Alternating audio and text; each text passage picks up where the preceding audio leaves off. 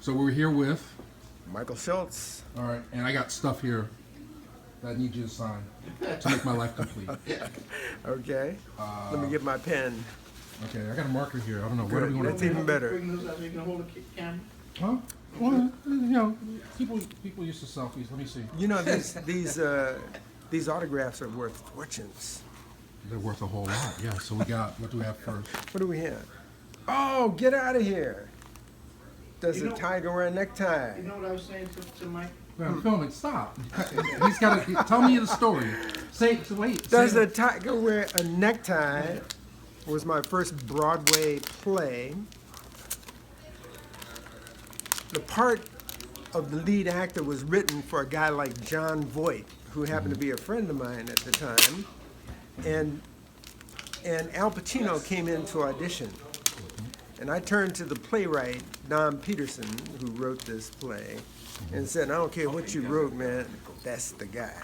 So we hired Al Pacino to be in this play, and of course he knocked it out of the park.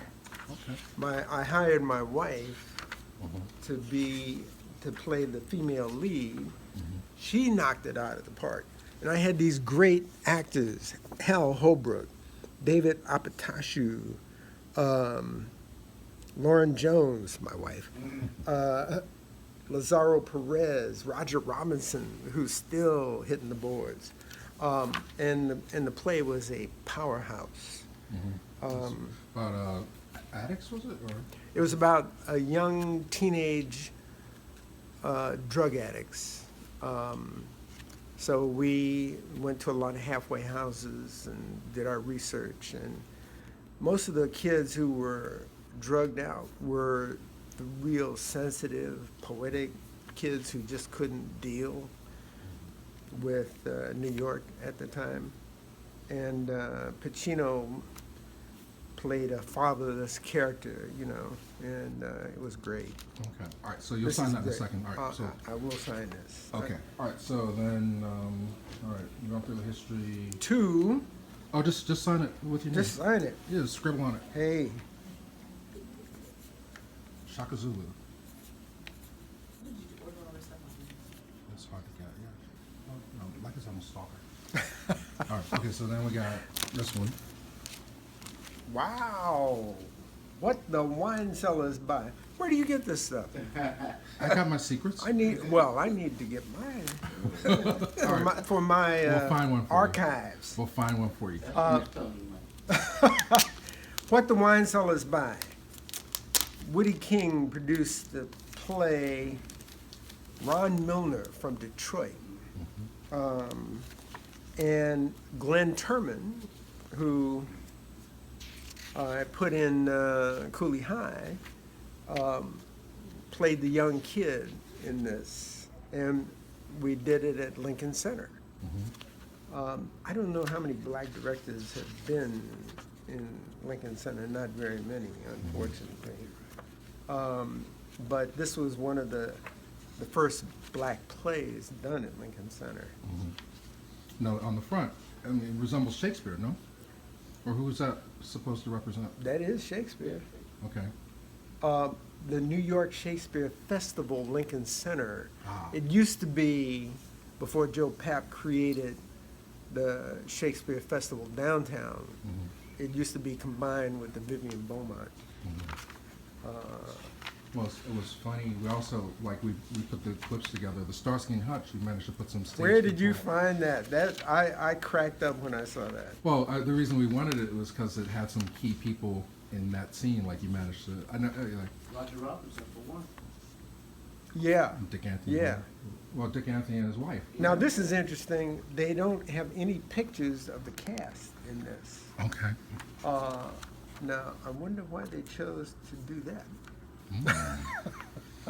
Because they all were black. Glenn Turman, Ray Vitti, who I put in Car Wash, Dick Anthony Williams, who is a fabulous actor, Marilyn Coleman, who I put in Which Way Is Up, also fabulous. Frank Adu, Sonny Jim Gaines, Mike could do. Belinda Tolbert, Debbie Morgan. Wow. Michael Duke did, of course, on 10th Street. Right. Garrett Morris, Gloria Edwards, who was married to Dick Anthony Williams, Starletta Dupois. Some really good actors. Great experience doing that one? Yeah. I don't remember a lot about it, but Okay. Yeah, I know you've done You guys want to dozens. see her movie is running right now, like Cotton Twine. Yes.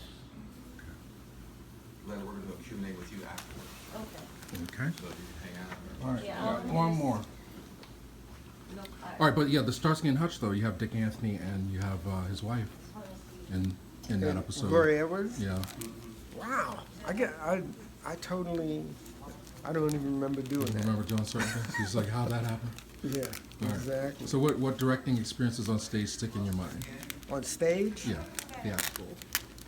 My very first play at Lincoln Center was a Sam Shepard play called Operation Sidewinder. That it was one, I think, in their first inaugural season, and it kind of shocked the old blue-haired ladies, you know. Sam Shepard. He was hot as a firecracker at one time. Yeah, Okay. a lot.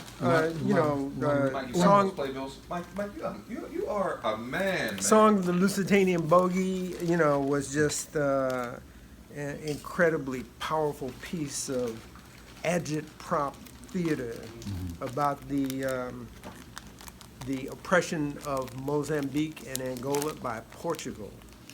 And it opened the Negro Ensemble Company.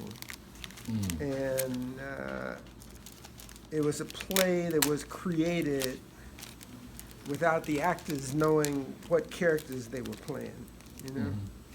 Oh wow. Okay. So all the Well, while you're opening it, we Charles and I we're working on a podcast about Melinda. You know, so we talked to Judy Ann Elder, oh, yeah. and then she was so excited to be able to share thoughts about Lonnie. Uh-huh. She put us on three-way with Robert Hooks, and then Oh. they started reminiscing about the NEC. Right. I mean, what can you share with us about NEC? NEC was just a powerful idea whose time had come, which was, you know, create a place to cultivate writers, directors, actors, backstage technicians, you know, composers. And the theory was if you created a place where that work could be done, all this talent would surface. And of course, it did. You had Esther Roll there. Esther Roll,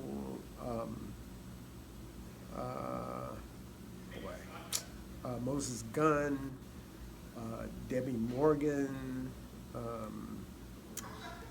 Roger Robinson, Rosalind Cash, and they all gradually filtered off to Hollywood, you know, to do work in film and television, and a couple of Pulitzer Prize-winning playwrights. Lonnie Elder did great work there. Soldier Story was created out of there. And it just was that whole boom of black talent in New York theater. And the mission of the theater was to cultivate, develop a black audience, because there hadn't been a black audience that was used to coming to theater, because there wasn't material that was of interest to a black audience, you know. And so that mission was accomplished over the years, you know, until the Ford Foundation decided no longer to fund it. It wasn't really sustainable as an operation. So. Right. So the last one there. Yeah. Mulebone.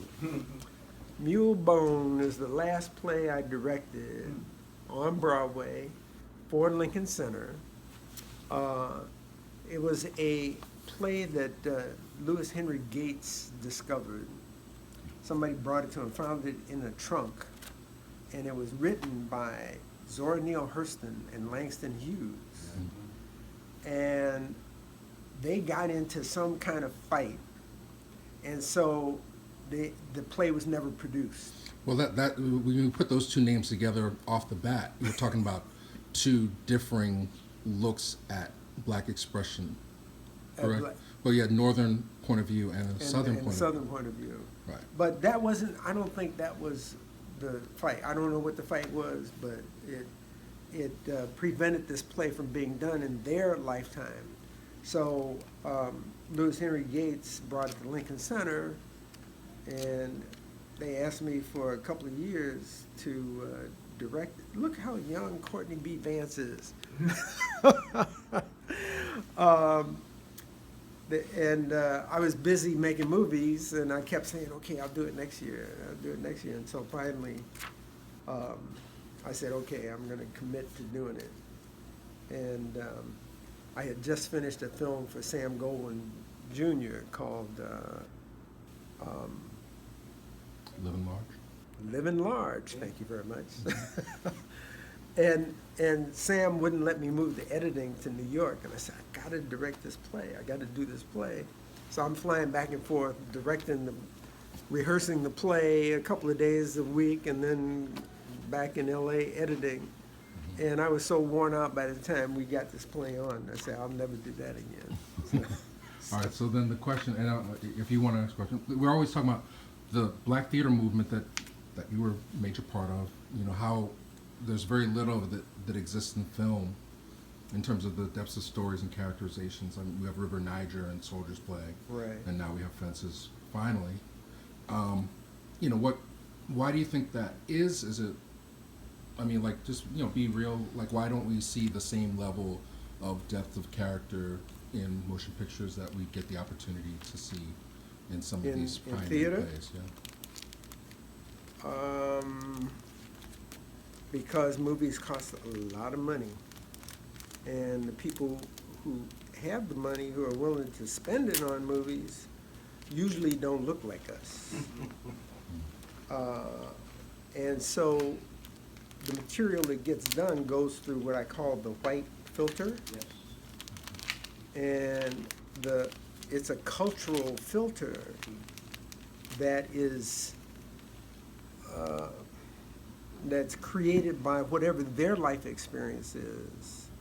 And sometimes you find someone who really genuinely connects with the black experience, and you'll get a film like Hidden Figures done, which wouldn't have happened unless there was somebody of the Caucasian persuasion who was going to be a champion for that film, you know?